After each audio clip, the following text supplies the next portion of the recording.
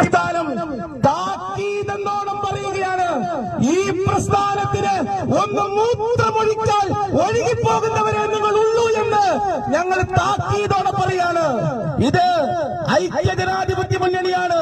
മുസ്ലിം youth ലീഗിന്റെ ഏറ്റവും ആവേശമുള്ള ചെറുപ്പക്കാരൻ, ഈ ജനസേവന രംഗത്ത് ഈ നാട്ടിൽ ആവേശമായ ചെറുപ്പക്കാരൻ ഗഫൂർ.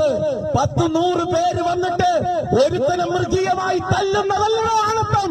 ഇതാ പെരന്നു നിൽക്കുന്നു ഞങ്ങളുടെ ഈ ബന്ധം. കേൾപ്പുണ്ടെങ്കിൽ അപ്പോഴാണ് നിങ്ങൾ പറയേണ്ടത്.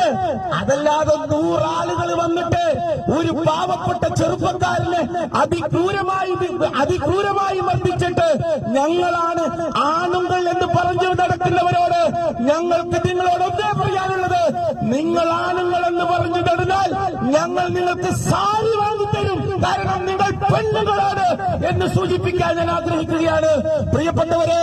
അതുകൊണ്ട് ഐക്യജനാധിപത്യ മുന്നണിയുടെ, മുസ്ലിം യൂത്ത് ലീഗിന്റെ പ്രവർത്തകരുടെ, UDFന്റെ പ്രവർത്തകരുടെ ക്ഷമ പരീക്ഷിക്കാൻ നിങ്ങൾ നിൽക്കരുത്. ഇന്നു മുതൽ അത് നിർത്തിക്കൊള്ളണം.